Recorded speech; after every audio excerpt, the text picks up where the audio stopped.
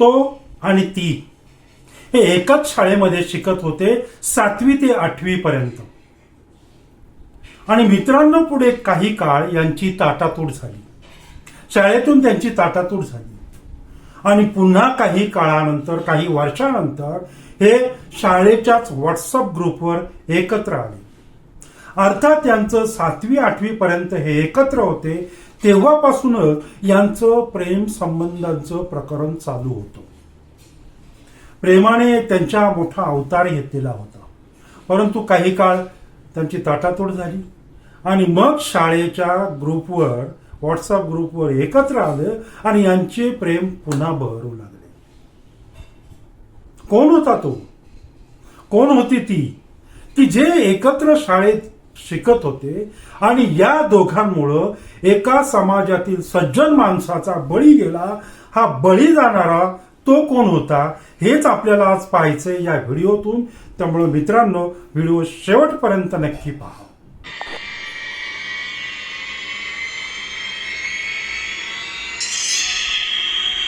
मित्रांनो नमस्कार, मी दिलीप थोरात आणि आपण पाहत आहात माझे दिलीप थोरात ब्लॉग्स हे युट्यूब चॅनल. मित्रांनो, आज मरण म्हणजे काय रे भाऊ या सदरामध्ये जी सत्य घटना आपण पाहणार आहोत, या सत्य घटनेचं नाव आहे पापा ड्रम में है. बघूया काय ही सत्य घटना आहे ती. पण तत्पूर्वी मित्रांनो, या सत्य घटनेला तुम्ही लाईक आणि शेअर करा आणि या चॅनेलवर जर नवीन असाल तर चॅनेलला सबस्क्राईब मात्र नक्की करा. मुस्कान रस्तोगी आणि शुक्ला, साहिल शुक्ला हे ते दोघे की जे एका वर्गामध्ये शिकत होते आणि यांचं प्रेम प्रकरण खूप बहरात आलेलं होतं. परंतु त्याचबरोबर कदाचित त्यांचे शारीरिक आकर्षण, संबंध वगैरे हे काही झालं असेल.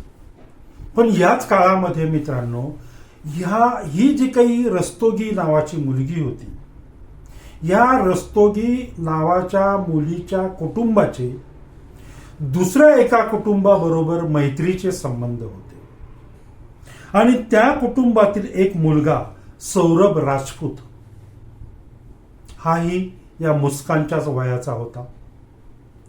यांचं एकमेकाकडे जाणं होतं आणि अचानक काय होतं की या राजपूतचं, सौरभचं या मुस्कानवर लक्ष जातं आणि तो तिच्या प्रेमात पडतो आणि नियमाप्रमाणे या दोघांचं लग्न होतं. आता यांचं लग्न झाल्यानंतर काय झालं मित्रांनो, का हिचा जो प्रियकर होता तो बाजूला झाला आणि मुस्कान आणि सौरभ यांचं लग्न झालं. संसार छान चालू होता. याच्यामध्येच त्यांना एक मुलगी झाली, छोटीशी मुलगी झाली. आणि मग घरची परिस्थिती थोडी सोसो असल्यामुळं या सौरभने असा विचार केला की आपण कुठेतरी बाहेर गावी, बाहेर परदेशामध्ये जाऊन पैसे कमावणे फार गरजेचं आहे. आणि त्यामुळं त्यांनी गाठलं ते थेट लंडन. लंडनला जाऊन तो एका बेकरीमध्ये काम करू लागला मित्रांनो.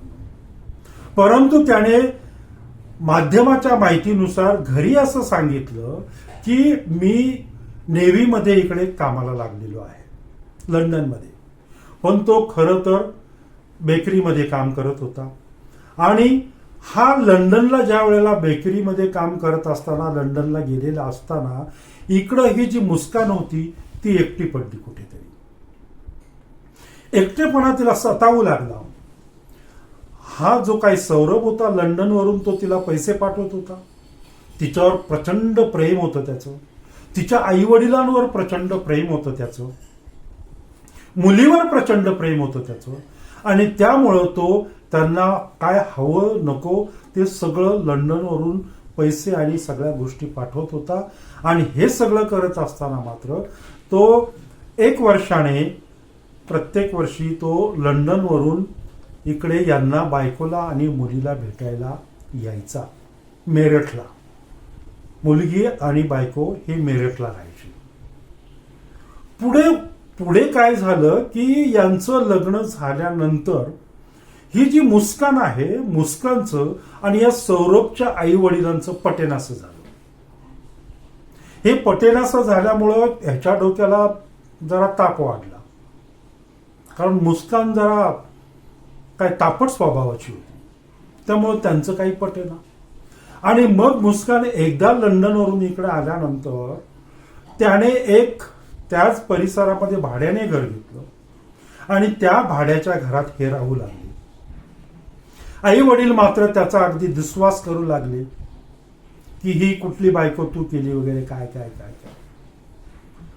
खरं तर सुरुवातपासून ज्या वेळेला सौरभचं या मुस्कानवर प्रेम जडलं तेव्हापासूनच आई वडील सांगत होते की तू हे लग्न करू नकोस, कारण ती वेगळ्या धर्माची, समाजाची, काय जातीची आपण म्हणूया, जातीवाचक आपल्याला शब्द वापरायचे नाहीये, पण ती वेगळ्या याची आहे, आपण वेगळ्या याचं आहोत, त्यामुळं तू ते लग्न करू नकोस त्या मुलीबरोबर, असं घरच्या आई वडिलांचं त्याचं म्हणणं होतं. पण सौरभने अतिशय याने ते ऐकलं नाही आणि अगदी पळून जाऊन सौरभने या मुस्कानशी लग्न केलं आणि पटेनासं झाल्यावर त्याने आपला वेगळा संसार थाटला. आणि वेगळा संसार थाटल्यानंतर त्याला मात्र पैशाची चणचण भासू लागली आणि या चणचणीमध्ये त्याने लंडनला जायचा विचार केला.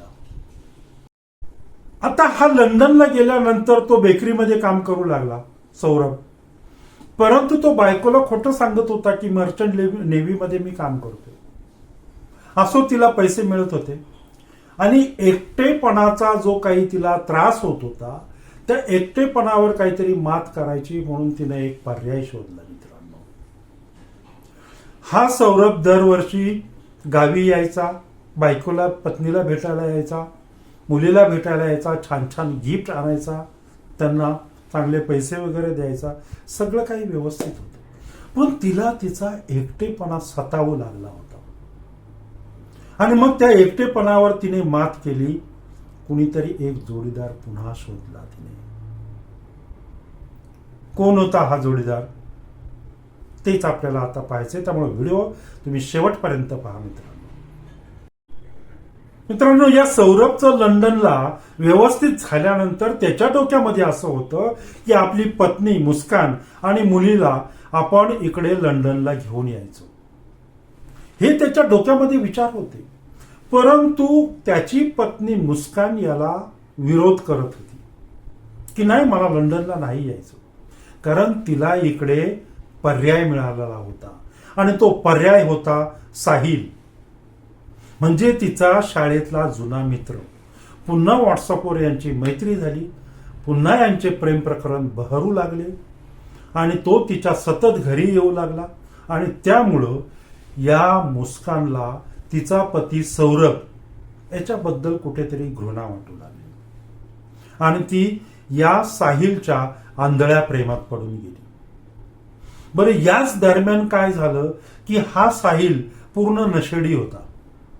दारू, सिगारेट, गांजा वगैरे वगैरे जे काही आहे ते सगळं तो करत होता आणि हे सगळं तो करतोय हे या मुस्कानला माहित होतं.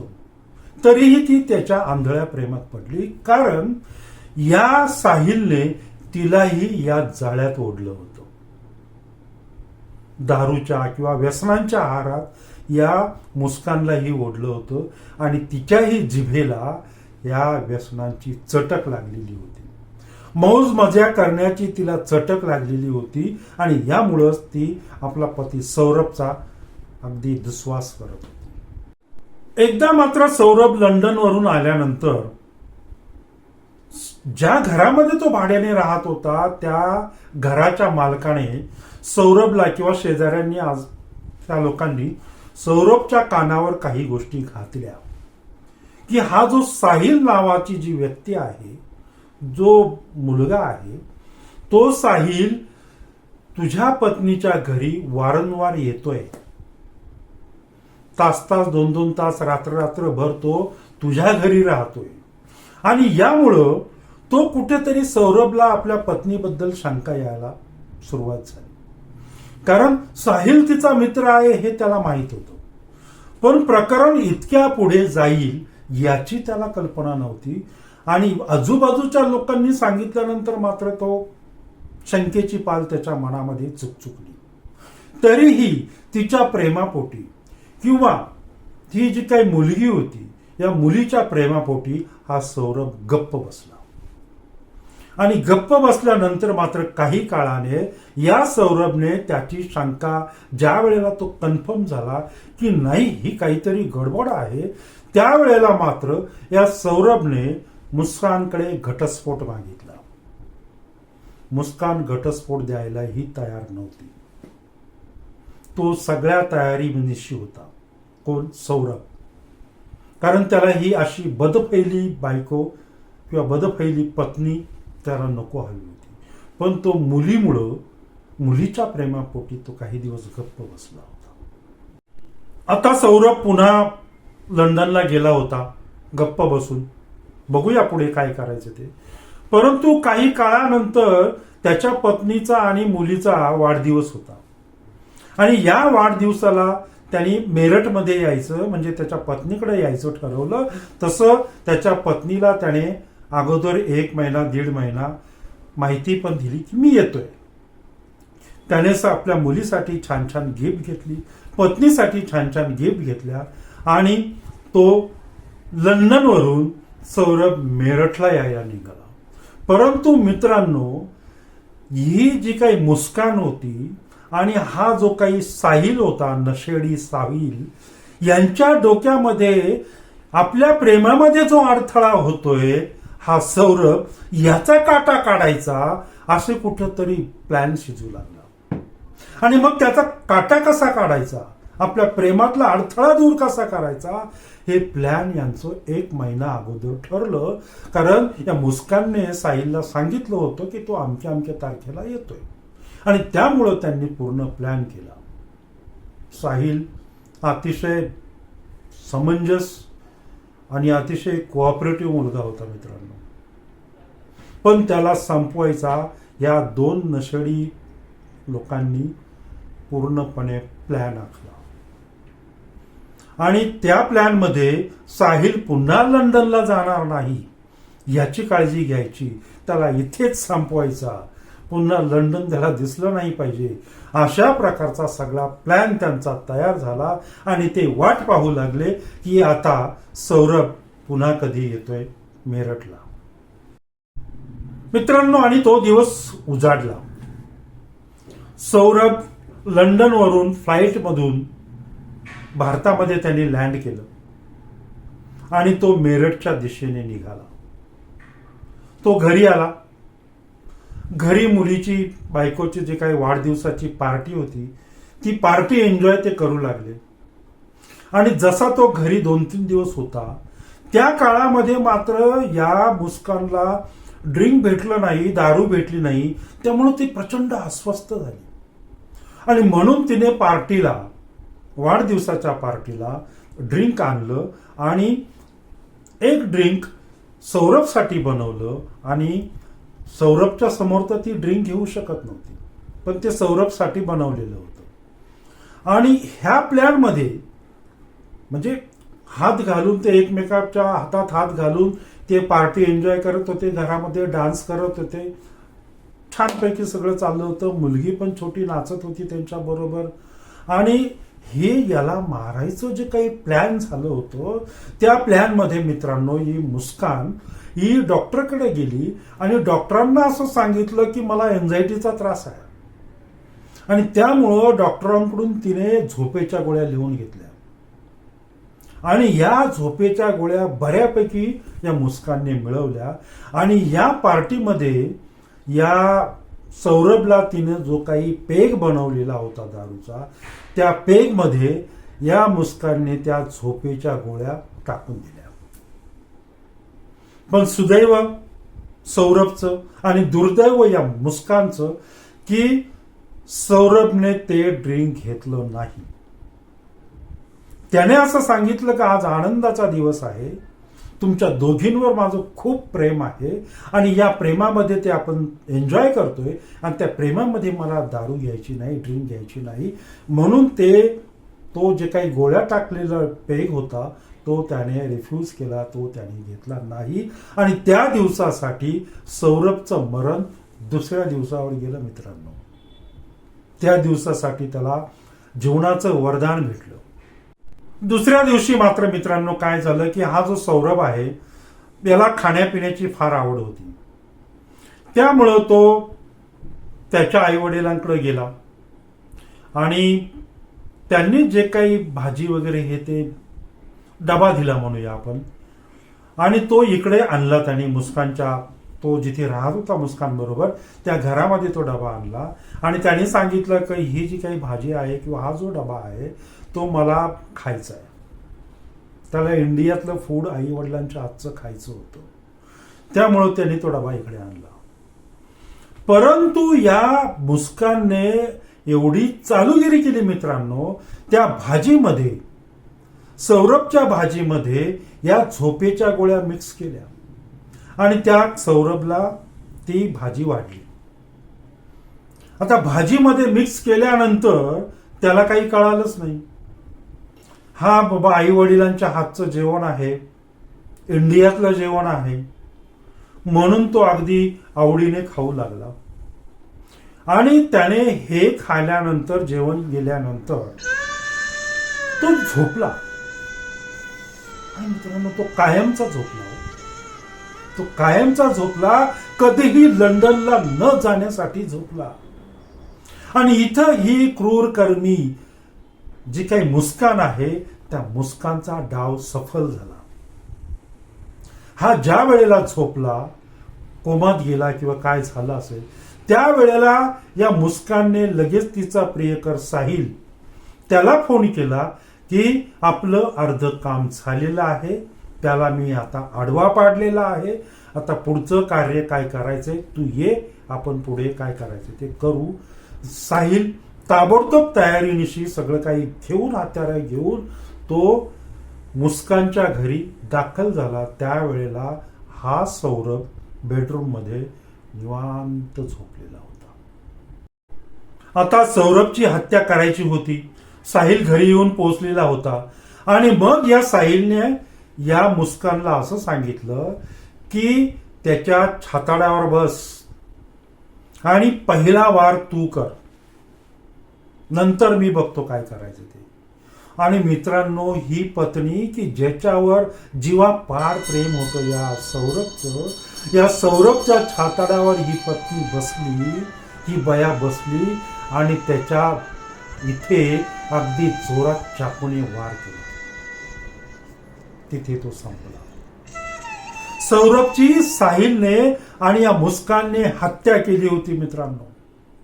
आणि मग साहिलने या सौरभचे दोन्ही हात, हे मुंडकं हे पूर्ण बाजूला केलं आणि ते वेगवेगळ्या ठिकाणी टाकायचा असा त्यांचा डाव होता.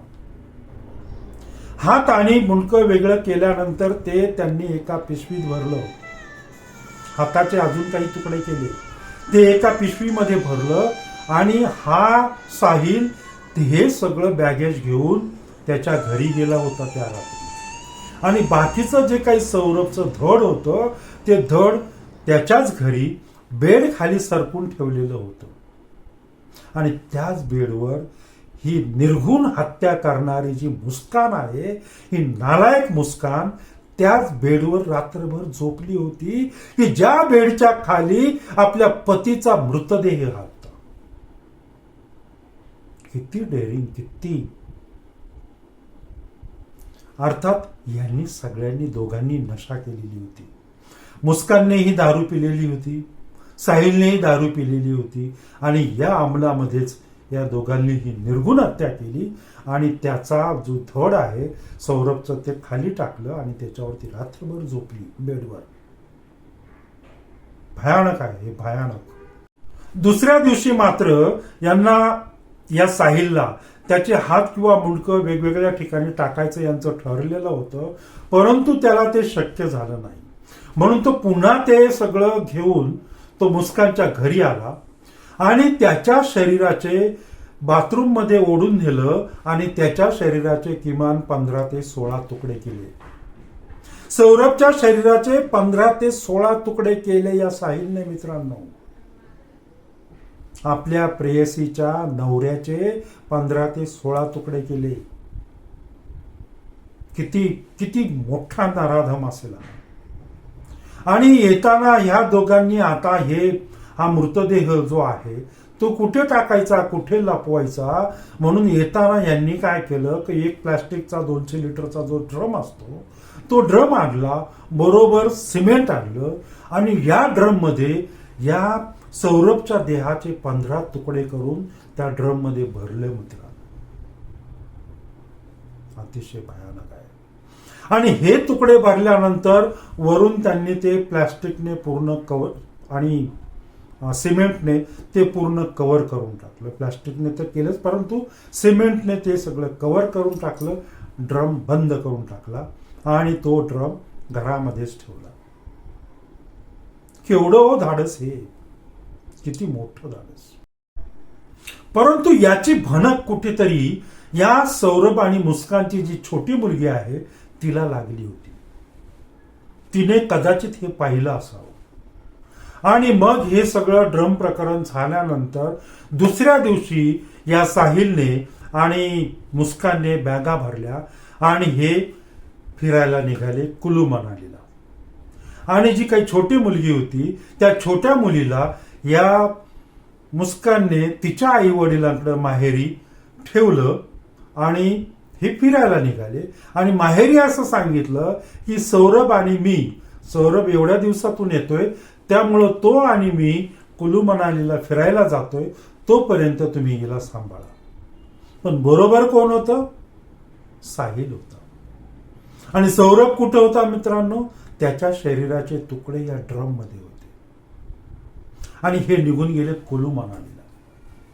फिरले, एन्जॉय केलं, दारू पिले, ऐश करायची केली, काहीही वाटलं नाही त्यांना. आपला नवरा आपण मारून एका ड्रम मध्ये भरून ठेवलाय आणि प्रियकराबरोबर आपण फिरतोय, याचं काहीही दुःख या मुलीला नव्हतं. अनेक वेळा तर या सौरभचा फोन मात्र तिने कॅप्चर केला होता. तिच्या बरोबर तो फोन होता आणि त्या फोनवर अनेक वेळा तिच्या आई वडिलांचा, अनेक वेळा त्याच्या आई वडिलांचा, भावाचा फोन आला की सौरभ कसा आहेस, कुठे आहेस, वगैरे वगैरे. परंतु प्रत्येक वेळेला तो फोन या मुस्कानने उचलला आणि या मुस्कानने त्याच्या नातेवाईकाला, तिच्या नातेवाईकांना आहे सौरभ बाजूलाच आहे, टॉयलेटला गेलाय, इकडे गेलाय, तिकडे गेलाय असं सांगत सुटली. आणि ती त्या सौरभच्या मोबाईलवरून त्यांना मेसेज पण पाठवत होती. त्यांचे जे काही जुने फोटो होते त्या मोबाईलमध्ये, ते जुने फोटो एडिट करून ती या नातेवाईकांना व्हॉट्सअपद्वारे पाठवत होती. त्यामुळं कुठेतरी यांना वाटलं की नाही फिरायलाच गेलेले आहे. परंतु सौरभ फोन का उचलत नाही? 2 दिवस झाले, 3 दिवस झाले सौरभ का नाही फोन उचलत? त्यामुळं या घरच्या मंडळींना कुठंतरी शंका आली, कुठेतरी शंका आली. आणि त्याच्यानंतर ही तपास यंत्रणा सुरू झाली. सौरभचा भाऊ तिच्या घरी आला, मुस्कानच्या घरी आला. घराला टाळा होता, पण शंका आल्यामुळं त्यांनी पोलिसांमध्ये तक्रार दिली. आणि तक्रार दिल्यानंतर मात्र सगळे नातेवाईक तिला त्रास द्यायला लागले, आई वडील त्रास द्यायला लागले.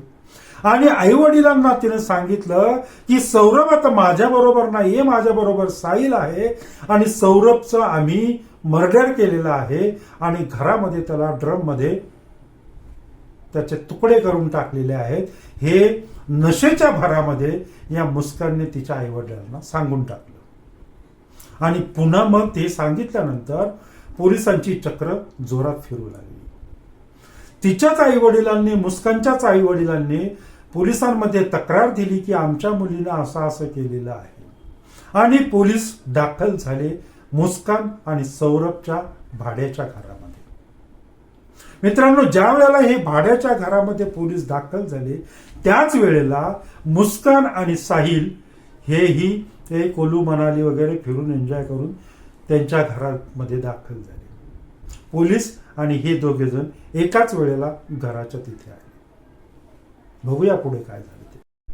आता येताना यांनी काय केलं होतं त्या 2 प्रियकरांनी की तो ड्रम उचलण्यासाठी काही लेबर आणले होते. म्हणजे मगाशी मी जे म्हटलं की दोघेही एकत्र आले, पण ते तसं झालेलं नाही. पोलीस थोडेसे उशिरा आले, अगोदरही आले आणि ड्रम उचलण्यासाठी मात्र काही लेबर आणले होते. पण त्या ड्रम मध्ये घर उघडल्यानंतर एवढी त्या ड्रम मधून दुर्गंधी यायला लागली, जड होता तो ड्रम, त्यामुळे त्या लेबरने हा ड्रम हलवण्यास नकार दिला आणि हे सगळा ड्रामा चालू असताना पोलीस आले. हे मुस्कानचे आई वडील आले, सौरभची आणि मुस्कानची छोटी मुलगी आली आणि इन्क्वायरी सुरू झाली. त्यावेळेला ही मुलगी, जी छोटी मुलगी होती मुस्कानची, हे सगळं प्रकरण उघड झालं. तिने सांगितलं, सांगावंच लागलं पोलिसांपुढे. त्यावेळेला ती मुलगी कुठेतरी सांगत होती की मेरा पापा ड्रम में है. आणि मग पोलिसांनी तो ड्रम उघडला मित्रांनो, आणि खरोखरच या चिमुकलीचा पापाच्या मृतदेहाचे तुकडे त्या ड्रम मध्ये होते. आणि मग हे मृतदेहाचे तुकडे पोलिसांनी सर्व बाहेर काढले. आणि जसे या सौरभच्या मृतदेहाचे तुकडे पोलिसांनी बाहेर काढले, तशी ती छोटी मुलगी पुन्हा बोलू लागली, मेरा पापा ड्रम में है. किती इनोसंट होती मुलगी ती. आता मेरा पापा ड्रम में आहे तो कसा आहे, काय आहे, त्या इनोसंट मुलीला काहीच माहित नव्हतं. आणि हे जे काही नराधाम होते, तिची आई आणि तो प्रियकर, जे मुस्कान आणि साहिल, हे नराधाम होते. या नराधामांच्या मुसक्या पोलिसांनी आवडल्या आणि आता प्रकरण ते प्रचंड पोलिसांच्या दृष्टीने भयानक असं हे हत्याकांड आहे. खूप मोठं मेरठमधलं हे हत्याकांड आहे. त्याला शिक्षाही तशीच झाली पाहिजे. आणि त्यामुळे या मुस्कानच्या आई वडिलांनी असं सांगितलं की आमचा जावई चांगला होता, अतिशय चांगला मुलगा होता, तो आमच्यावर खूप प्रेम होतं त्याचं, पण ही मुलगी आमची नालायक होती, तुम्ही तिला फाशीची शिक्षा द्या, असं मुस्कानचे आई वडील सांगत होते. आमच्या मुलीला फाशीची शिक्षा ही झालीच पाहिजे, कारण तिनं कृत्य तसं केलेलं आहे. भयानक आहे, भयानक सगळं. त्या मुलीचे जे बोबडे बोल होते की मेरा पापा ड्रम में है, ते असं काळीत चिरून जात होतं मित्रांनो. भयानक असं हृदयद्रावक अशी ही घटना आहे. आणि या घटना मी आता इथेच थांबवतोय. पुन्हा लवकरच भेटतोय. येणाऱ्या गुरुवारी तुमच्या समोर मी येतोय एक नवीन सत्य घटना घेऊन. तोपर्यंत मित्रांनो, नमस्कार.